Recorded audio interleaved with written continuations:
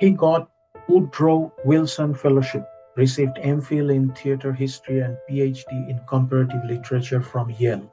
His book, Homer's Iliad, The Shield of Memory, was awarded the John Addison Porter Prize. Ken went on to become a professor of literature and classics at Occidental College in LA. He wrote regularly in Los Angeles Times, San Francisco Chronicle, and Washington Post. He, along with his friends and investors, acquired the Louisiana Wave Studio from Walt Disney Productions, which later produced films like The Guardian, Shark Night 3D, Traits of Blood, I Love You, Philip Morris, and many more. In 2011, he was nominated for an Emmy for producing The Kennedy Detail.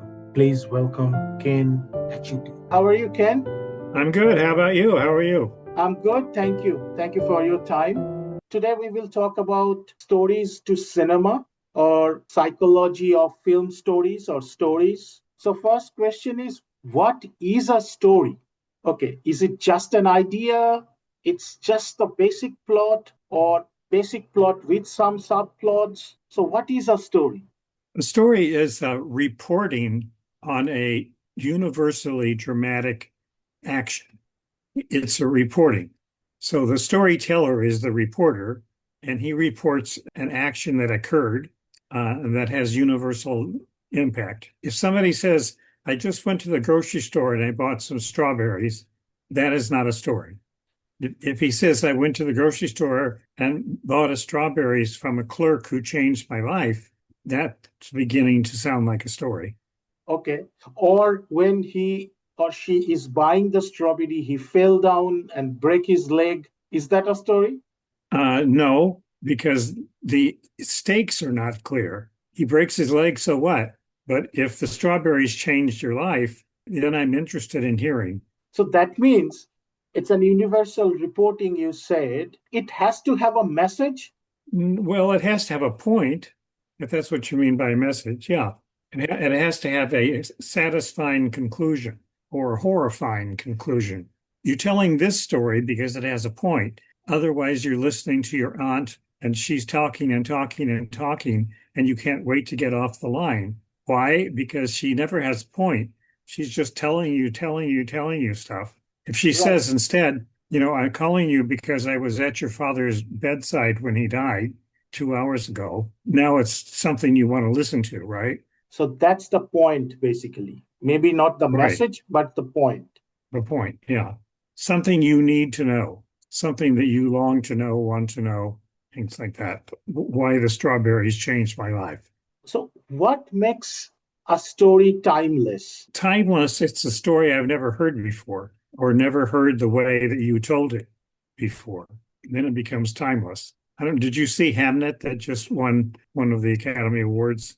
I haven't seen that, but I have seen Hamlet before, not this one. Right. So this Hamnet retells the story of the play, but in a way that changes somebody's life right in front of our eyes. It fills her heart with hope again and love again. That's why it was worth making this movie. You walk out of the theater or cinema and you think, I'll never forget this story. That changed your life. That's what makes it universal. If it's a story that you forget immediately on your way to the car or your way to the dining room, that's it. There's nothing to talk about. In other words, a story has to have an impact on an audience. And really, the most important character in the story is the audience, because without communicating something to someone, it's not art, it's not story. That Just because means something happened doesn't mean it's a story. If something world changing happened, then it begins to look like a story. that means it says the truth or it touch the emotional chord in the audience, which is important or Yeah, both important. the only truth that's important is a deeper truth that touches the audience. Normal truth is, first of all, kind of unknowable, especially in today's world. But in Oedipus the king who thinks he knows everything, suddenly realizes that his mother is his wife. His wife is his mother. And we realize, and he realizes he doesn't know anything. And the story unravels from that revelation, changes his life forever, right? Why then some stories resonate across centuries and some stories across cultures also. To me, a universal story, there's no difference between who resonates across the world and resonates across cultures. I mean, a man who realizes that he was married to his mother, that resonates across every culture, right? But a lot of things that try to be stories or try to pass the stories don't resonate even within their own culture, much less across cultures. So that's what we look for in Hollywood when we're looking for a story, is one that resonates across cultures, that moves everybody, even in translation. So it has a power of reaching more audience, or it has a power of telling the deeper truth. It has the power of reaching every audience. In one of my many books about writing, I talk about what the response you do not want to hear is, so what? You know, if somebody pitches a story and you say at the end, so what? I don't get it. That's not what you want to hear. What you want to hear is, oh my God, that's incredible. I want to hear more. You call yourself story merchant. Can you please explain that? What does that mean? Well, I didn't call myself that originally. An ambassador from the Middle East called me that. My grandfather was from Lebanon. The Lebanese were originally called the Phoenicians, and the Phoenicians were traders who traded all the way to India and China, and they brought wine and grain with them, but they also invented the alphabet.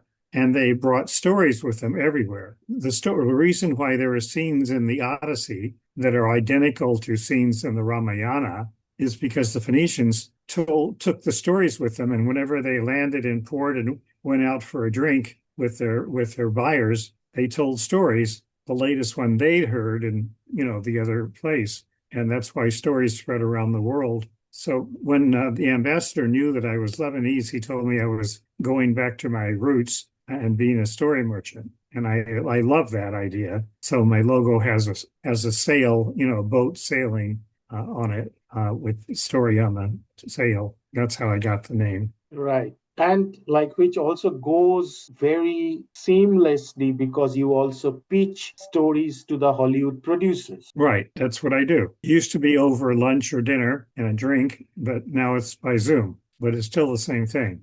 Okay, how do you identify whether a story has a commercial viability? If it's universal and it appeals to everybody. So, for example, we're in the middle of a movie right now with Nicolas Cage attached to play Carlo Gambino, who was the head of the mafia and who was the real Godfather.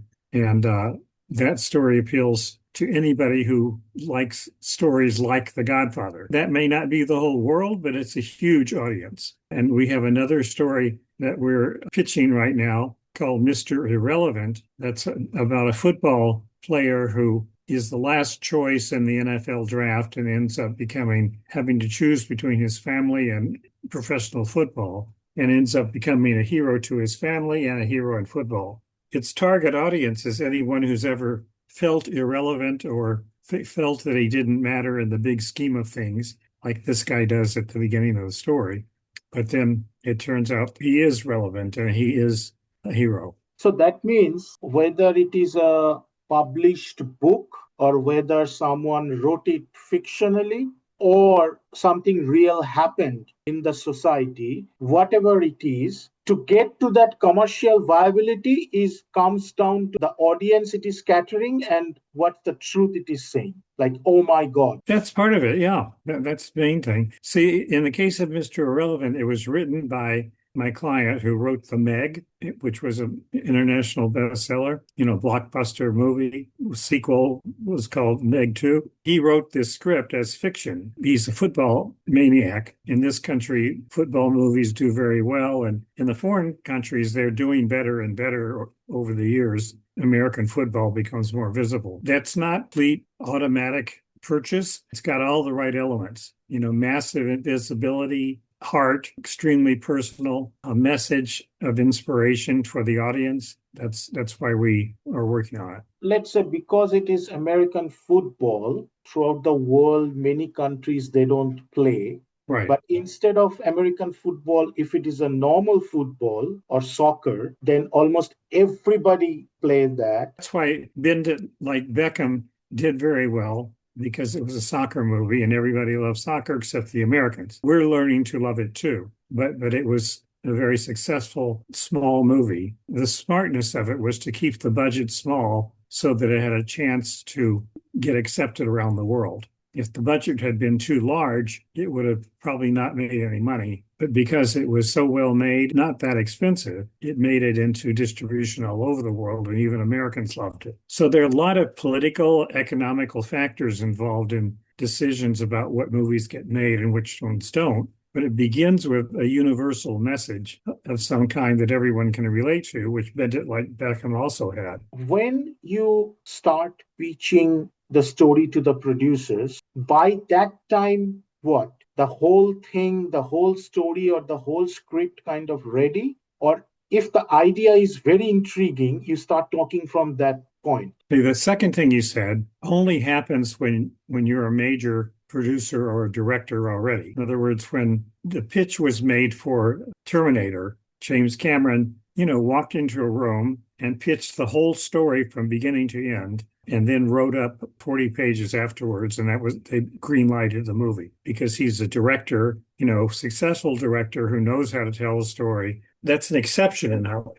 For people who are not in Hollywood yet and haven't made their name, they need to present either a treatment or a script or an incredible book. In the case of Gambino, we presented a book and it was turned into a script. First producer involved in choosing a writer who knew the background. Green-lighted on the script. An offer was made to Nicolas Cage. Once Nicolas Cage was involved, it started moving fast. We already had financing in place. Get the second actor, then we go to the studios for distribution. So sometimes this storyteller also wants to be a director. I mean, for James Cameron is like that, right? Well, yeah, he was the director already, but he's obviously a storyteller. Directors are all storytellers. Right. So initially, when someone is pitching a story to become a director or wants to become a director, then what? The path is same. You have to have everything in your pocket, and whenever you get a chance, swag it. And yeah, if you direct something well, like Hamnet that I just mentioned, new director,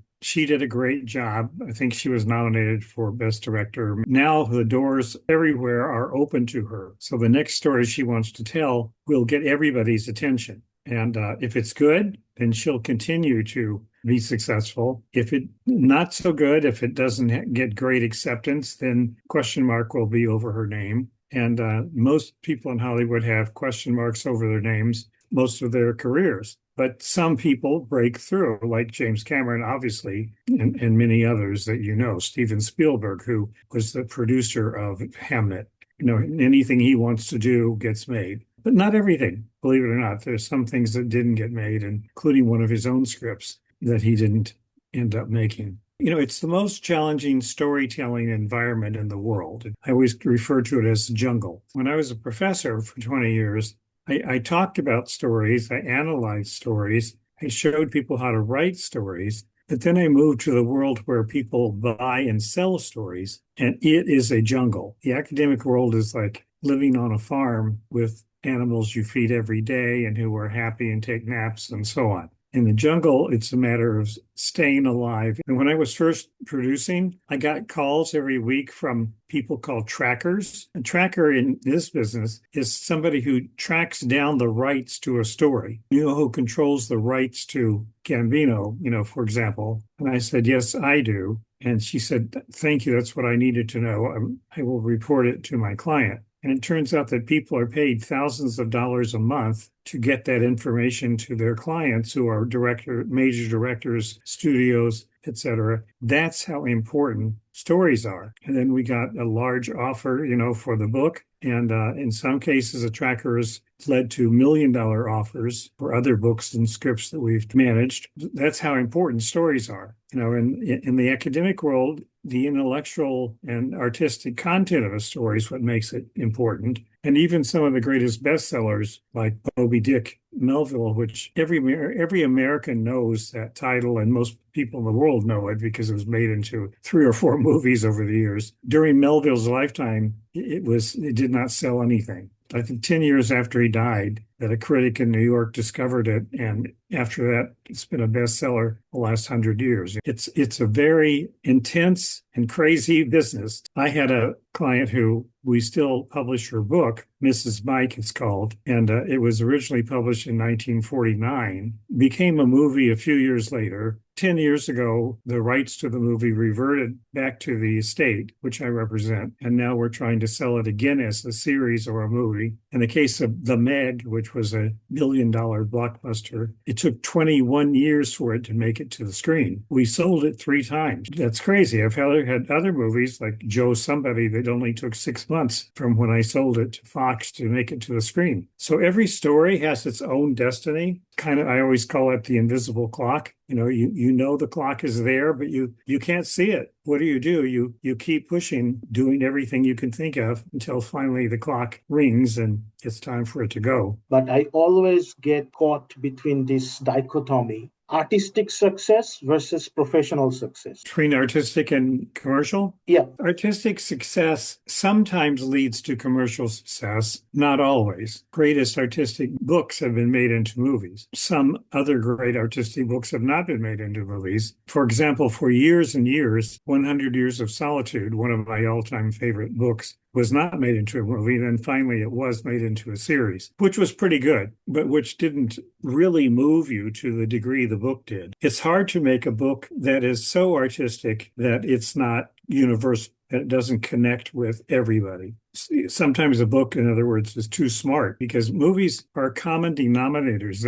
Their goal is to reach as many people as possible, whereas some novelists don't really care. You have to understand movies. Like when people say, I don't really watch movies because they're not any good anymore, to me, that person will never make it in Hollywood. If you watch the Academy Awards this year, there were amazing movies made last year. People didn't see them because of distribution problems, streaming versus theater. When people say, I want to write a movie that no one's seen before, that person should just be an artist and forget about Hollywood. Hollywood is taking something old and familiar and making it new somehow. If people don't get that, they don't know the old and familiar. It's like a PhD candidate in literature who hasn't read the Bible or who hasn't read the Ramayana or who hasn't read the Mahabharata, like you need to know the past in order to create something that stands out in the present. Hollywood is, in other words, is a serious engagement. It's not for the faint-hearted. It's for truly inspired people who know how to move other people with their stories. The history of storytelling is what I've spent my life studying and dealing with. And I've had some successes and had many failures. Hollywood is a place that accepts failures as indications of seriousness. All you have to do is bring them a new story. So this is how storytellers like me, or story producers like me, managers, we learn from mistakes. Anybody who's anybody has made a bunch of mistakes. That's how you learn. It's not pleasant. The one thing that we all have in common is the drive to take stories, great stories, to their audiences. And if we lose that drive, then it's time to stop being in the business. What is your take on modern attention span? I have a very clear answer to that. Attention span started when the first Star Wars movie came out. That's where modern attention span was born. I'll never forget sitting in the theater and watching these scenes that went by so quickly that you weren't quite sure what you saw. You knew there was a lot more in the scene that you actually registered because there was stuff happening in every corner. So what did you want to do? At the end of the movie, you wanted to go back and see it again and again and again, because the attention span that he focused on was shorter and shorter. You have to be totally riveted, to the screen to get at all the parts of the story. Then I realized everything just happens, and you have to figure it out with your gut, not with your mind. And when you're finished, your mind wants to see it again to make sure it understood it, but your gut doesn't need that. Your gut felt great seeing the movie. And it's, Bollywood is all about that. Bollywood happens in the moment, and there's so much stuff going on in every scene that you're just taken away. You're thrilled. You're pulled into the music. You're pulled into the dancing. You're pulled into everything. The characters are all bigger than life. And now with the coming of the internet and social networking, obviously attention span is getting smaller and smaller all the time. And I worry about that because can you really tell a story in 60 seconds, 90 seconds? On one hand, that's what advertising has been doing for 100 years. Some of the best ads ever created only lasted 30 seconds, but you never forgot them. And some of the longest ones last, 2 or 3 minutes. Some people could tell a whole joke in 60 seconds. Other people could tell a great story in 45 minutes. As Aristotle pointed out, it's a mechanism. It is a machine. It is not real life. What about the new technology, especially AI? Will that amplify the creativity or dilute the originality? In my opinion, it should improve storytelling because it takes away some of the mechanics that people worry about, whether they can write a correct sentence. My feeling is AI was invented by creative humans, and it must be used in the future by creative humans. And storytellers can learn enormous stuff from AI. Even I have started to use it a couple of years ago, and, it's amazing what it can do. What it does is it shifts your creative energy toward what's more important. What should the next scene be, for example? AI can be tremendously helpful. Because of this, barrier to entry is getting lesser and lesser. So anybody with a phone can make a movie, or with AI, people can create a movie. Anybody can write anything. How you see this? Everybody can do everything, or this is how the world evolving, and we have to accept it. I believe that you must accept the present, that there is no point in the future or the past because they don't exist. And what exists is the present. And if somebody who's talented, has an iPhone and wants to make a movie, that's great. But then the judge of whether that movie is good or not, that's the audience. If you get people going crazy about it, yeah, you must be on the right track. If nobody, is going crazy about it, then you're maybe not on the right track and you should try something else. But we're living in a renaissance, a major opportunity for storytellers, because the difficulty of getting a story out there is less than ever before. That's why there's so many more books published on Amazon and than ever before. And yeah, there are lots of them. Probably the majority of them are not good. Many of them are good. The Hunger Games came from that, and The Revenant, and So this film, then OTT, then maybe let's say YouTube. There are lots and lots of platforms where you can share your creativity and all these things. Which basically what the pyramid is getting flatter and flatter. Only few will literally stand up. Is that the way we are moving, or how are you seeing it? Yeah, I think the flattening of the pyramid, as you brilliantly call it, is a problem for any storyteller. If we only had two things like YouTube instead of 50, your visibility is easier to achieve. If we had Facebook, YouTube, and that's it. But, we have Instagram, we have TikTok, and all of them are putting out little stories, and they're immediate access to millions of people. So that's a place where new storytellers are concentrating. And that's smart because those are the most visible and highest pyramids. That's if you can tell a story and end up with 1 million followers a year later, you're on your way to something. So we are almost end of it. The last question to you is to approach people like you who basically pitch the stories to the producers and all. Where should somebody start? They should pitch with an idea, or let's flush out everything and then come to you and ask for help? They should first send a minimal pitch, like with just an idea, because I can tell 90% of the time immediately whether the idea is workable for us or not. And if it is, I'll ask for more. We're not shy because we're all looking for the next great story. When I talk about Mr. Irrelevant with the financier, all they see is NFL, which is the biggest financial situation in the United States. If I tell them about Gambino, everybody knows The Godfather and loves mob stories. Huge market. It's a safe market. I was working with an Indian script last year, which I loved because it was two gay people. They fell in love, and it was a heterosexual love affair between two people who were gay. And it was very funny. but it wasn't universal. It just didn't deliver at the level it needed to. I couldn't find the audience for it. There is a gay, transsexual, trans audience, but it's nothing like the numbers you need to invest in a movie. That's the problem. You can write a book for nothing and get it out there and maybe somebody will publish it, but the investment there is minimal compared to a movie. But anyway, it was great talking to you, and I look forward to hearing from you in the future.